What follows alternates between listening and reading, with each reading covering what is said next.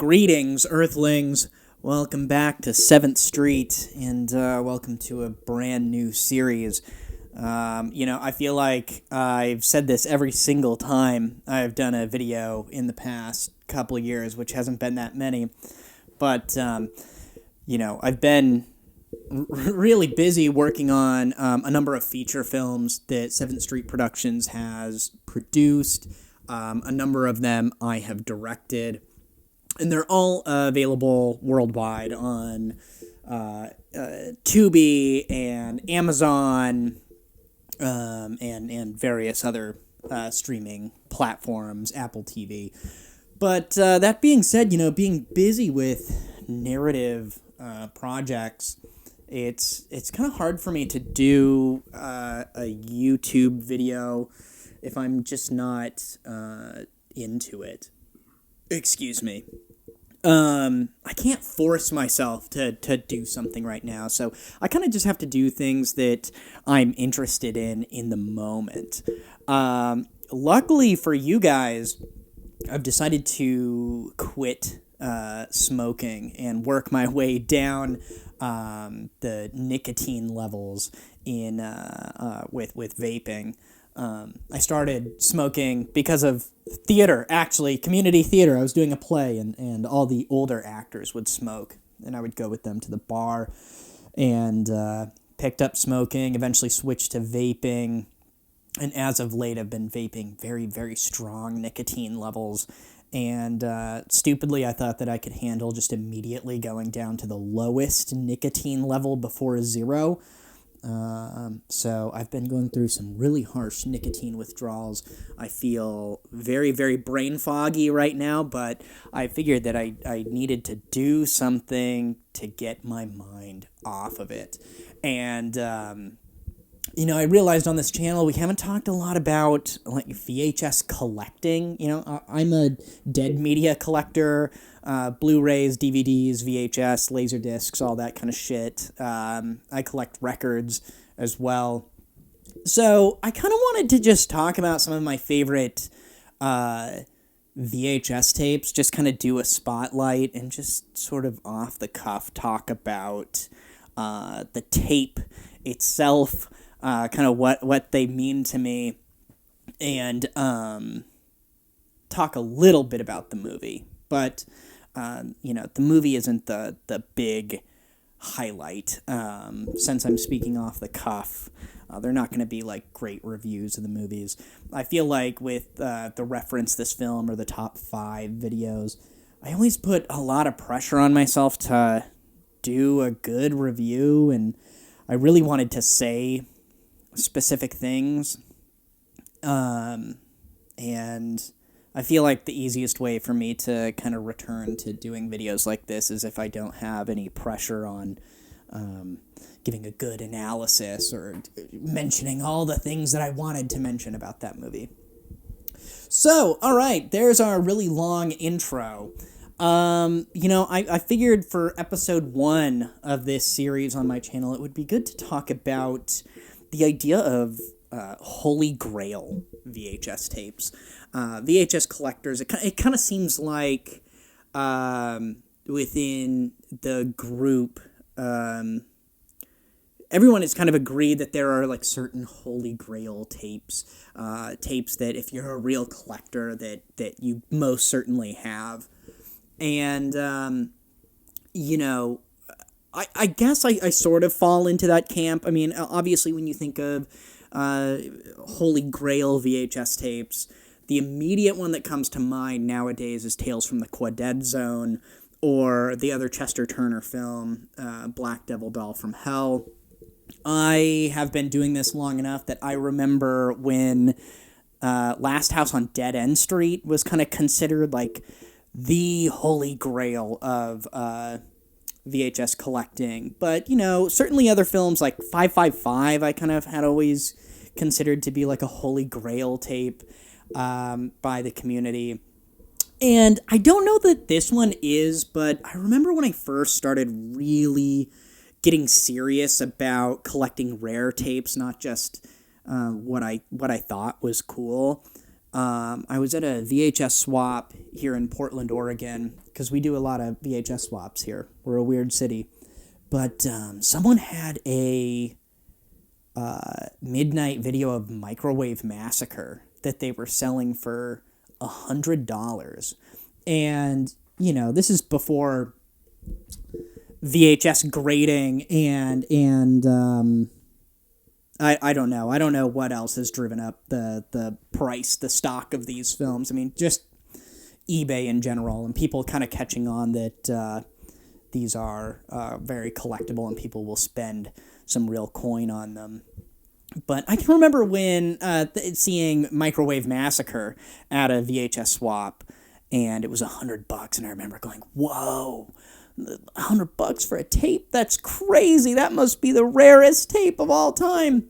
And now it's like $300, $400 tape. And when I think about it back in time, I wish I would have bought it. But anyway, as VHS collectors, we kind of get caught up in like the stock prices of these films, right? And I'm a victim of that as well. Everybody wants a Tales from the Quad Zone tape, but for me, I started collecting when I was a little kid, just collecting stuff that I liked. I had a step grandpa who would just like buy VHS tapes and just always had them in his house, all different types of movies. He was just that kind of guy. He would just buy everything. When you're like a lower middle class family, like we were having VHS, and back in the 90s, having VHS tapes, home movies in your house, having a bunch of them was kind of like a sign of a wealth or something, being cultured, I guess, maybe. But at least that's how I took it. So, I have always been a horror movie fan and a monster movie fan, most notably Godzilla. So from the time I was a little kid, I had my own Holy Grail movie that I had been chasing forever. And it did end up, it ends up being the rarest Godzilla tape, certainly. And that is, this was my Holy Grail for years. For years I was looking for this, trying to get it, and it is the Orion release of Godzilla versus the Smog Monster, released in 1989. The cover to this is just great. It's the AIP poster, but it's just quite a bit different from other Godzilla posters of the time. I think especially American posters for Godzilla movies in the Showa era weren't very good, and this one is done really well. It's got this really horror movie vibe to it, with like the screaming woman and all the dead bodies. Just has this very horror movie feel to it. And this was a tape that always really caught my eye. The purple, it just really pops out. It's a very different VHS cover for a Godzilla movie. Just for example, it's a very different style of what you would see for a Godzilla movie. And it's fitting because Godzilla versus the Smog Monster is Godzilla versus Hydra is a very different movie for the Godzilla series in general. But, I'm not sure exactly why that tape is so hard to find. Most Godzilla VHS tapes probably go for, a couple of bucks. I think the average is probably about $15 you can get. This one goes for about $90, $100. I've definitely seen it go for $100. When I bought it, I finally broke down and just bought it on eBay. I try not to buy a lot on eBay. I try to find my tapes and DVDs in the wild. But I finally broke down and bought it, and the guy gave me a really good deal, and I got it for $50, which is quite a bit for a Godzilla tape. Now, once again, I don't really know why it's so rare. I can only speculate. By the time 1989 rolls around, Orion isn't bankrupt yet, but they're going bankrupt. Orion was a studio that had quite a bit of success. I think most notably, Silence of the Lamb is Orion. But I think by this point, Orion Home Video especially is kind of struggling to keep up in the market. And I think that they ended up releasing this tape and two other Japanese monster films. The X from Space, the X from Space, Monster from a Prehistoric Planet, and if I can find it, yes, they also released the South Korean film Yongari, Monster from the Deep. This is also Orion, and these four movies were released at the same time. Now, like I said, I can only speculate as to why Orion even did this and why there's maybe such a short number of these tapes floating around in existence. I think that one of the only reasons they did it, because Godzilla vs. the Smog Monster came out in 1971.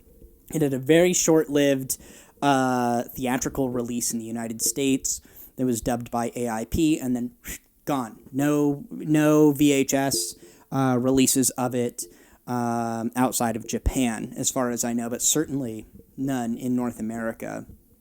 And then Godzilla returns. Godzilla 1985 rolls around, and Roger Corman releases that movie actually in theaters.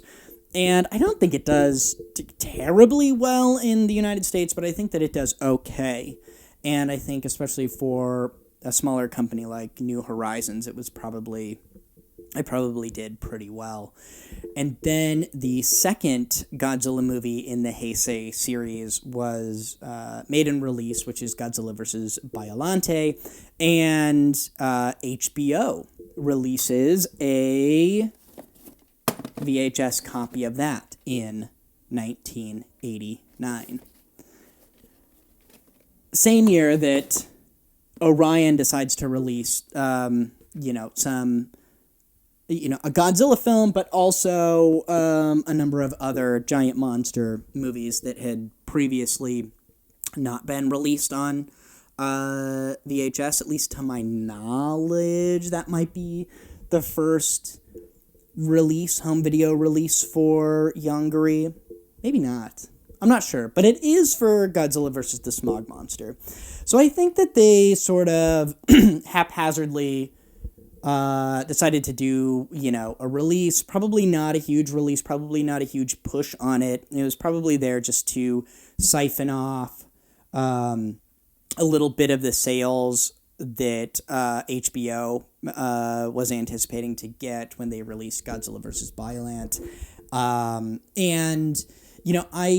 I make independent feature films that often get retitled and released to siphon off viewers from other franchises. For example, I've directed two movies, one which was originally called The Sleep Demon, and the other one which was originally called The Cult, and both were retitled Conjuring the Beyond and Conjuring the Cult, and were released before the big budget Blumhouse Conjuring movies were released. So I can sort of see where, Orion was potentially looking to do something like that, and that's probably why it's not like this huge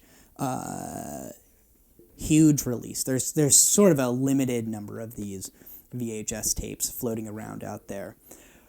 But when I was a kid, my dad would take me to the video rental store every Friday, And I would always go to first check to see what Godzilla movies each video rental store had, even if I didn't even plan on renting a Godzilla movie. I just like to see what the inventory was for these video stores. And in Vancouver, Washington, which is a pretty big area, a pretty big city in Washington State, there was only one video rental store that had Godzilla versus the Smog Monster. And I used to beg to go to that. It was a mom and pop, and then it was 1 day video, and then it was bought out and turned into a Hollywood video. But that Hollywood video kept the inventory that this 1 day video had, and I would rent this all the time.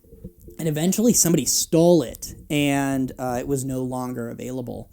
So, it was... there was a long period of time where I was unable to see this film. This is my favorite Godzilla film. I think that if you've watched my channel and seen any of my Godzilla videos, you already know that it's my favorite of the Godzilla franchise. But, yeah, I went through a period where I wasn't able to watch it, and then it was released by Sony in the 2000s, which I thought was great. It came to DVD. Now I can watch.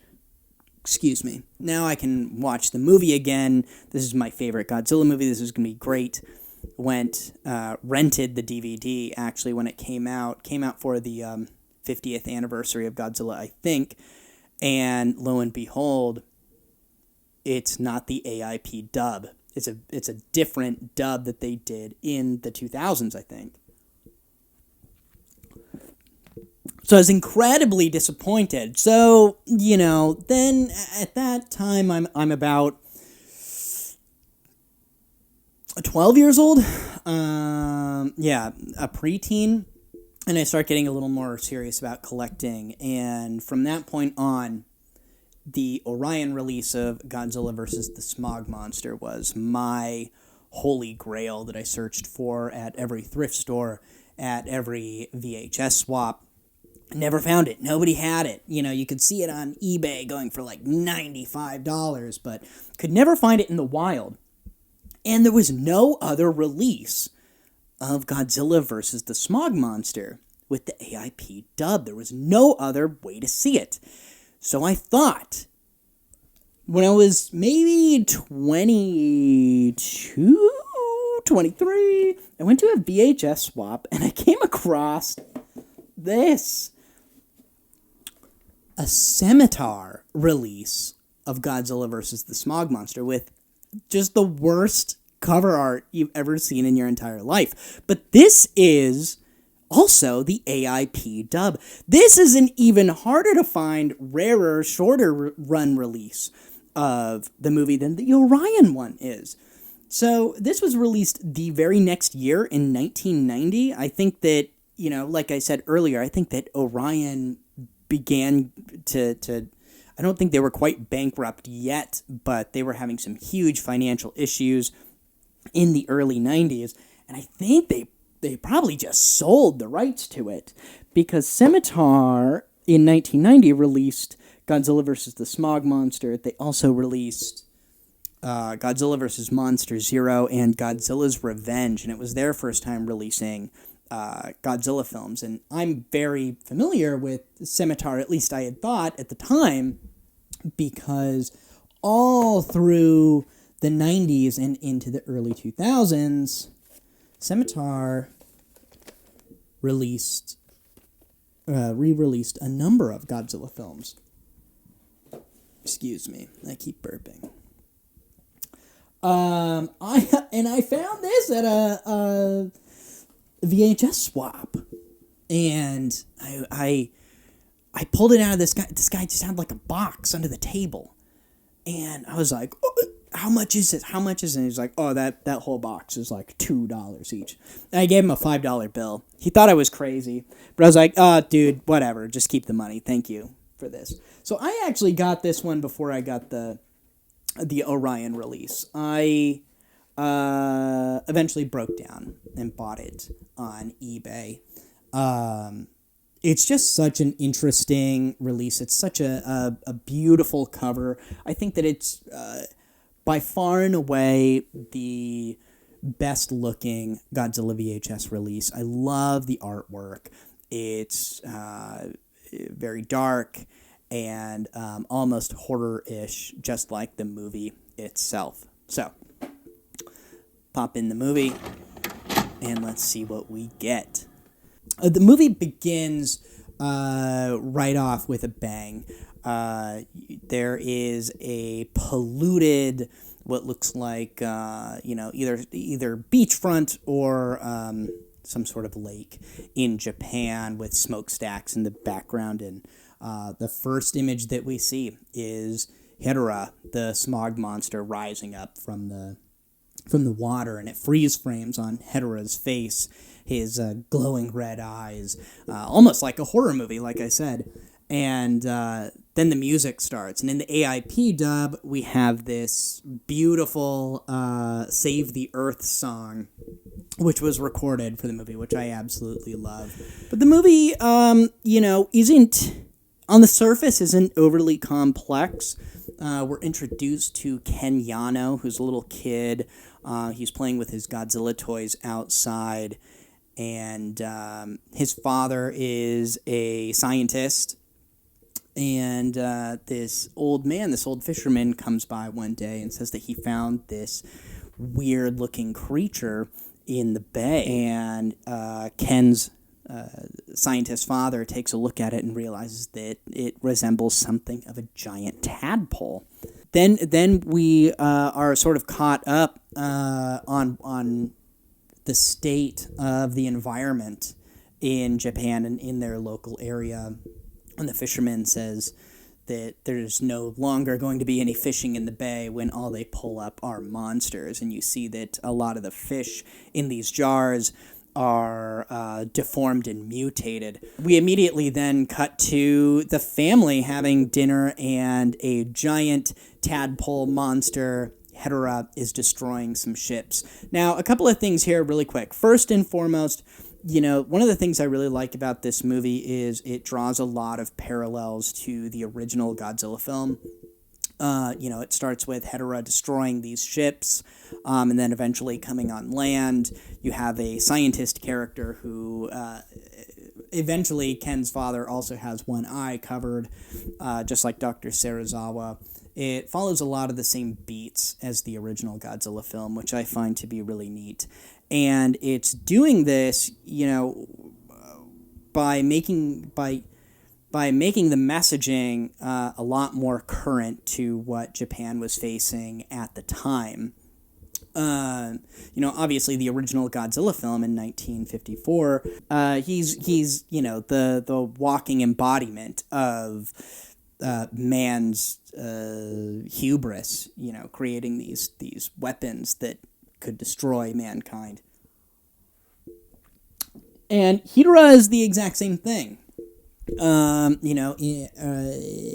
the 60s, Japan went through a major industrial boom, but this came at a cost. There were a number of major events that happened in the 60s and early 70s in Japan, having to do with pollution and the environment. I know that there are like two areas in Japan that suffered heavily from mercury poisoning that was running off from, I'm not a fucking historian, but ran off from a kind of a factory into the local water supply, and it got into the fish, and people were eating the fish and getting mercury poisoning, and babies were being born deformed. I know that there was also a cadmium poisoning event. Same sort of thing, was running off into the river. I think that it's referred to as the it hurts disease, or it was in Japan. And they had no idea what was happening. They thought, it's just this illness. It affects people in this certain area. And then they figured out, no, it's this company that's dumping cadmium into the local water supply. And I know that there were a number of other ailments that were coming from pollution. There was, I believe, a city or a town in Japan that a number of school children ended up coming down with like this weird form of asthma, and it came from this smog cloud that was released from smokestacks. And when you watch some of those early Showa films, especially Godzilla's Revenge, All Monsters Attack, you really get the sense of how kind of grimy and industrial a lot of these cities were in Japan at the time. And, after the early 70s, Japan did a better job of, kind of cleaning up the environment. Anyway, back to the movie, I guess. So,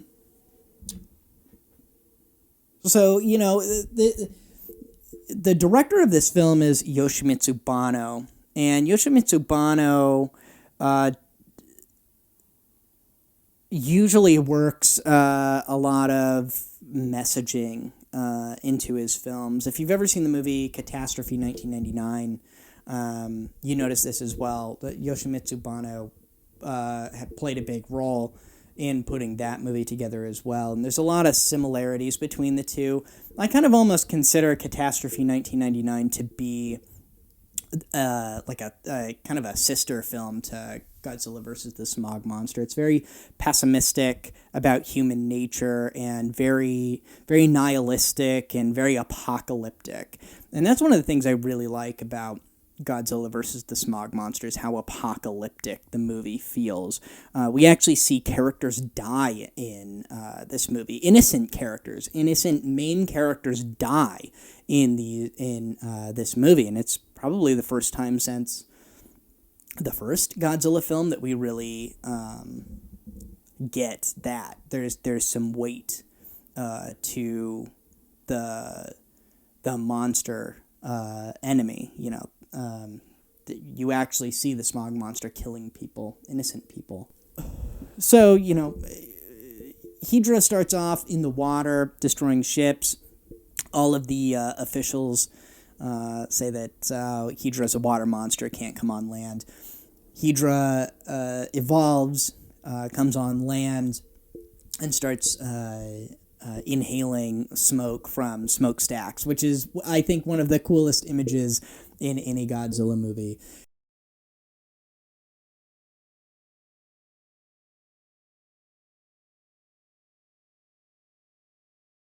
And then we get our first of many fights, and that's one of the real big pluses of Godzilla vs. Hydra, is the fact that there are a lot of moments with the monsters fighting. You get a lot of Godzilla screen time, and that's something that I think a lot of the Showa films get flack for. And this movie has action in spades. The movie culminates with a big giant fight at the base of Mount Fuji, which is a fantastic fight scene. I love the sort of unique method that's used to finally kill Hedra at the end of the film, by drawing him out with this big electrical panel wall. And Godzilla has to work with the humans to defeat Hedorah, which is great. And Hedorah spends most of the fight kicking Godzilla's ass, which is also awesome. Yeah. Oh, I guess I forgot to mention that, going back to Banno, he has a very unique visual style.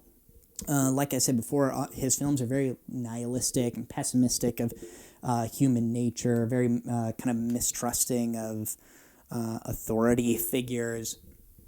And he also has a lot of kind of psychedelic aspects to his films. Both Catastrophe 1999 and this film have these weird kind of hallucinogenic scenes that aren't supposed to be the characters tripping on acid or anything, although that's kind of how it comes off. but it has more so to do with like pollution in the environment causes these characters to hallucinate. In Catastrophe 1999, one of the characters starts hallucinating while at a ballet, and all of the people start shrinking and growing, and he can't concentrate. He like starts having a panic attack. And in Godzilla versus the Smog Monster, Speed Racer, I don't remember that character's actual name, but he's in a club and he starts hallucinating everybody with these giant fish faces, which is a great scene. It's one of those scenes that gets pointed out because it's so ridiculous, but it is very nightmarish and kind of fits into this horror vibe that the movie has. There's also a lot of cartoon interludes in this movie that, they kind of work as like these scene transitions where the one that comes to mind for me, the one that I love the most, is this big factory that has these claw hands, and it's spewing smoke into the sky, and it's kind of like in this wasteland, and these little plants will pop up, and the hands will pick up the plants. It's just destroying the environment around it and spewing this smoke into the atmosphere. And the factory has these eyes, the same glowing eyes that Hedorah has. And as time goes on, the factory grows and grows and gets more hands and destroys more and more of the environment until Hedorah eventually comes along and swallows the whole factory. Which, that's just one of those little cartoon moments that I love in this movie. I think that it's so well done. I think that Yoshimitsu Banno was a genius. That being said, I don't think that he should have become like what Jun Fukuda became for the Godzilla series. I think that Banno is the perfect person to do a one-off in a series. I think that Godzilla vs. Hedorah is a masterpiece, and I think that if he would have followed it up with some other films, and his style maybe became the norm of the rest of the Showa series, it probably, I don't know that I would love this movie as much as I do. But all around, I cannot recommend Godzilla vs. Hedorah enough. If you are a VHS collector and you don't own any Godzilla films, but you're into collecting expensive, rare tapes, get yourself this copy. This is a beautiful, beautiful film. Beautiful, beautiful VHS. Such a great cover. That purple pops out so well. So anyway, that's my first episode of 7th Street VHS Collections. I don't know what I'm going to call this. Anyway, I hope you enjoyed this video. I spoke a lot longer than I thought I was going to. Maybe I'll edit this down. I don't know. You'll tell me.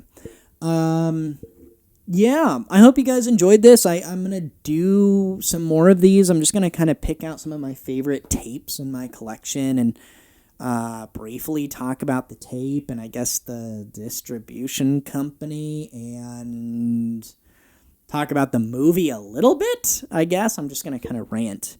I hope you enjoyed this, and I'll see y'all next time. Bye.